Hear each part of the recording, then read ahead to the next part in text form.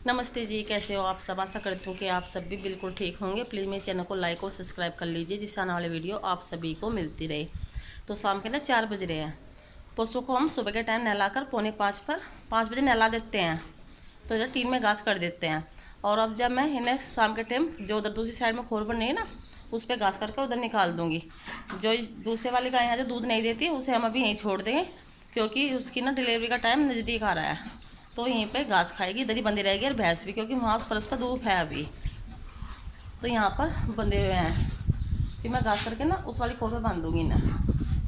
और अभी लग रही हूँ मैं ना पानी पिलाने के लिए, क्योंकि क्योंकि शाम के टाइम ना सफ़ेद वाली गाय दूध देती है, बाकी जो पशु हैं वे दूध नहीं देते हैं। अभी उन्हें टाइम लगेगा दूध देने में। तो बस मैं 4 बजे घास करती हूँ, उससे पहले घास नहीं करती, क्योंकि धूप रहती है।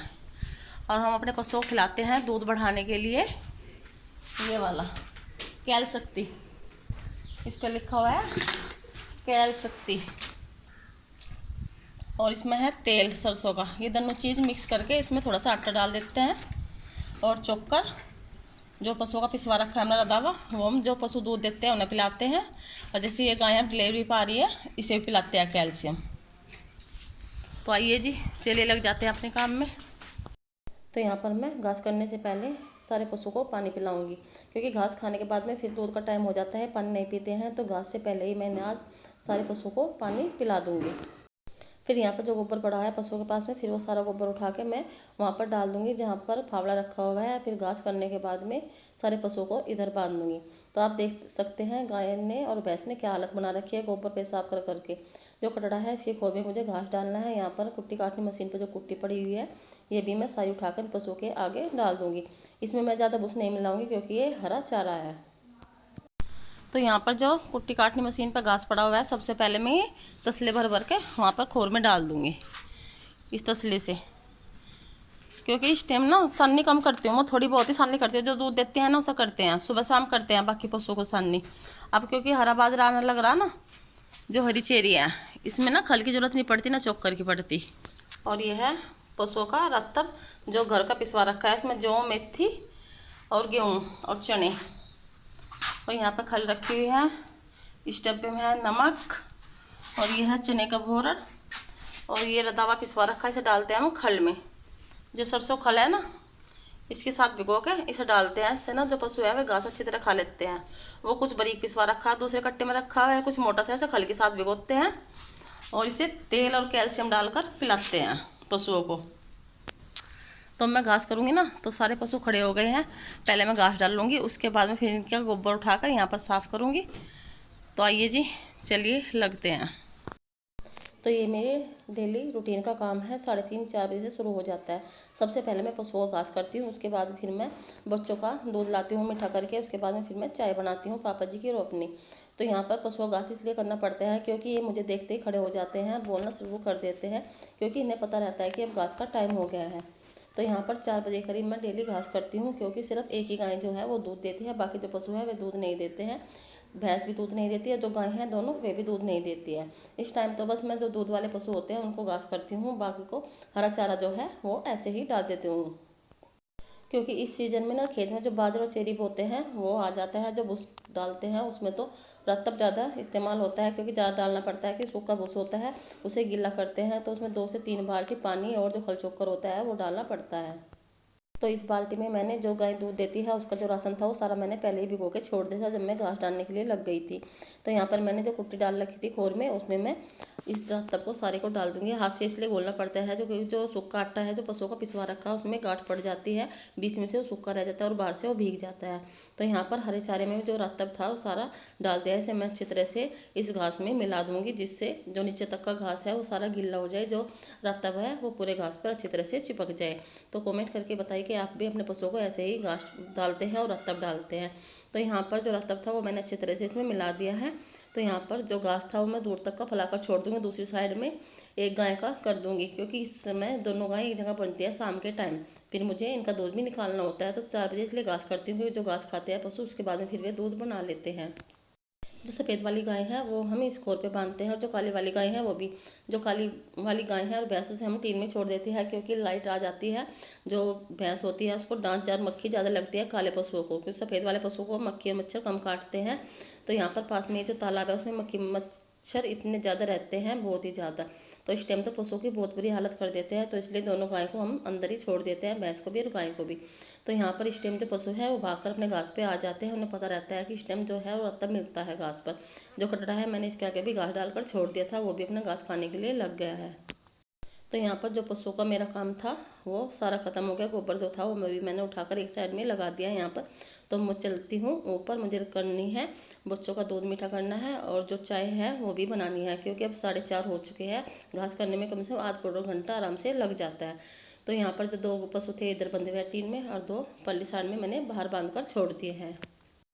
आइए जी, चलिए चलते हैं ऊपर। जो कपड़े थे फिर मुझे वही भी उतारने हैं, तो कपड़े उतार कर फिर मैं आ गई थी किचन में। तो यहाँ पर गैस पे मैंने रख दी चाय बनने के लिए। उसके बाद में लग गई थी मैं बच्चों का दूध मीठा करने के लिए, क्योंकि जो बच्चे हैं इस टाइम में ठंडा दूध पीते हैं, गर्म दूध नहीं पीते हैं। जो फ्रिज में रखा हुआ होता है वही। इसमें मैं चीनी नहीं डालती हूँ, ना ही इसमें शक्कर डालती हूँ इस टाइम, क्योंकि बच्चे जो है इस टाइम खांड का दूध पीते हैं, क्योंकि खांड ठंडी होती है। पापा जी ने इन बच्चों के लिए खांड ला रखी थी। और जो गैस पे चाय बनने के लिए रख दी है वो पापा जी की और मेरी है, क्योंकि इस टाइम पापा जी और मैं हम दोनों ही चाय पीते हैं। जो घर के बाकी मेंबर है वो इस टाइम चाय नहीं पीते हैं, और जो अन्नवार है वे भी दूध पीते हैं इस टाइम। तो यहाँ पर जो बच्चों का दूध था वो मीठा करके मैं एक ट्रे में रख लूँगी। और चाय थी, पापा जी फीकी चाय पीते हैं, तो उनकी चाय निकालने के बाद में फिर इस चाय में मैं चीनी डाल दूँगी। तो यहाँ पर बच्चों का दूध था वो भी मैंने मीठा करके रख दिया है। तो गैस पर जो चाय थी वो भी हमारी बनकर तैयार हो गई है। इसमें अच्छी तरह से उबाल आ गया है। अगर हम कच्ची चाय ऐसे ही पी लेते हैं छान कर अच्छी तरह उबालते हैं, तो खास पीने में वो बिल्कुल भी अच्छी नहीं लगती है। चाय जो थी वो मैंने छानकर कप में और टिफिन में रख ली थी। जो चाय के बर्तन थे, और जो 2-4 बर्तन बच जाते हैं दोपहर को खाने के बाद में, तो मैं यहाँ पर भी सारे बर्तन धोकर स्लैब पर जमा दूंगी। जब इनका पानी सूख जाएगा तो फिर मैं इन्हें स्टैंड में लगा दूंगी। तो यहाँ पर जो चाय का भिगोना था वो भी मैंने साथ के साथ ही साफ कर रख दिया था। मैंने आपसे अपनी हर वीडियो में ऐसे ही बताया कि जब भी मैं बर्तन साफ़ करती हूँ तो मांजने के बाद में हमेशा स्लैब पर रखती हूँ, क्योंकि अगर साथ के साथ स्टैंड में लगा देते हैं तो उनमें जो पानी रह जाता है वो स्टैंड में जम जाता है। तो यहाँ पर जो बर्तन धोने का काम था वो भी मेरा पूरा हो गया है। तो यहाँ पर हमारी जो दूध और चाय थी वो मैंने एक थाली में रख ली है। तो आइए जी चलते हैं अब नीचे, पीते हैं आराम से बैठ कर चाय। चाय पीने के बाद में फिर मैं आ गई थी वहाँ पीछे जहाँ पर हमारे पशु बंधे हुए हैं। तो इन्होंने जो घास था वो अपना सारा ख़त्म कर दिया, खोर में बिल्कुल भी घास नहीं छोड़ रखा है। अगर मैं जो दूध वाले पशु हैं इनको ऐसे सूखा घास डाल देती तो ये खाते नहीं हैं। तो रत्तब में हमने थोड़ी सी मेथी डाल के पिसवा रखी है, उसमें जो पशु होते हैं वो सारा घास अपना खा लेते हैं। तो यहाँ पर जो गोबर कर दिया था वो भी मैंने सारा उठाकर फिर यहीं पर डाल दिया है, जहाँ पर टीन का जो फावड़ा रखा है यहाँ पर। तो यहाँ पर मैंने दूध निकालने का जो सामान था वो सारा मैंने एक जगह पे रख लिया है। बाल्टी भी दूध की, और मग्गे में हम पानी लेते हैं थन धोने के लिए। और जो मेरा फ़ोन का यानी कि बाल्टी स्टैंड है वो भी मैंने यहीं पर रखकर छोड़ लिया है। मैं हमेशा अपनी जो वीडियो बनाती हूँ बाल्टी के ऊपर डब्बा रख कर ही बनाती हूँ। तो यहाँ पर लग गई हूँ फिर मैं सफ़ेद वाली गाय का दूध निकालने के लिए। सबसे पहले मैं इस गाय के जो थन है वो अच्छी तरह से साफ़ कर लूँगी, क्योंकि मिट्टी में बैठ कर जो पशु होते हैं उनके थन बहुत ज़्यादा गंदे हो जाते हैं जो दूध निकालते हैं। तो जो इनमें कीटाणु या मिट्टी होती है वो बाल्टी में लगती है, गिर जाती है। तो मैं हमेशा जब भी इनके पशुओं का थन धोती हूँ तो जो पानी होता है वो अलग से ही लेती हूँ। अच्छी तरह से थन धोने के बाद में फिर मैं लग गई थी इस वाली गाय का दूध निकालने के लिए। तो अगर आपको भी गाय का दूध निकालना सीखना है भैंस का, तो आप मेरे चैनल पर जाकर देख सकते हैं गाय भैंस का दूध मैं कैसे निकालती हूँ।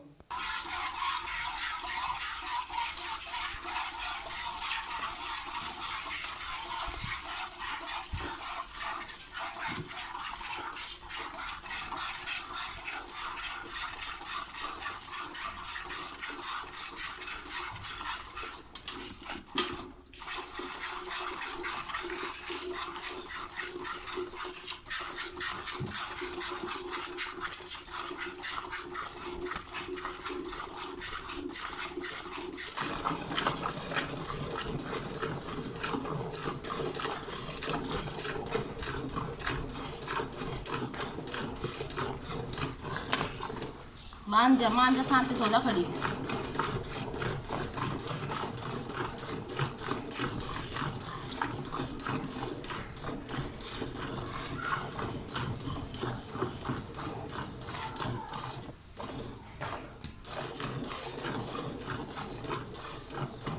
लास्ट में हमेशा एक ही हाथ से दूध निकालती हूँ। अगर मैं दोनों हाथ से दूध निकालती है तो पशु जो है लात मार देता है। तो हमेशा मैं लास्ट में जब दूध बच जाता है तो एक हाथ से निकालती हूँ। यहाँ पर मैंने जो गाय के पैर में रस्सी बंधी थी वो अलग खोल कर रख दी है।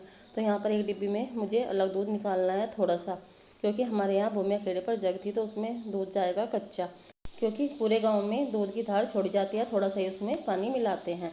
तो यहाँ पर मैंने डिब्बी में दूध था जो वो घाल कर रख दिया था गैलरी में, क्योंकि हमारे यहाँ चौतरे पे सारे मोहल्ले का जो दूध होता है एक बाल्टी में इकट्ठा कर लेते हैं पशुओं का। तो उसके बाद में फिर मैं लगी थी पशुओं का राशन भिगोने के लिए, क्योंकि शाम का जो घास होता है उसके लिए भी मुझे इसी टाइम ही राशन भिगोना पड़ता है। तो यहाँ पर एक बाल्टी में मैंने खल और जो चने का छिलका था और जो हमने घर का रास्ता पिसवा रखा है पशुओं का वो मैंने इस बाल्टी में डाल दिया। इसमें डाल दूँगा थोड़ा सा पानी, कम से कम 2 या 3 घंटे इस खल चोकर को भीगने में लगेंगे। तो यहाँ पर आ गए थे जो भूमिया खेड़े पर जग होती है उसका झंडा लेकर। तो यहाँ पर जो बाल्टी में दूध रखा था उससे ही धार छोड़ी जा रही थी। तो प्लीज़ कमेंट करके जरूर बताने कि आपको मेरी आज की वीडियो कैसी लगी। तो मिलते हैं आपसे अगली वीडियो में, बाय।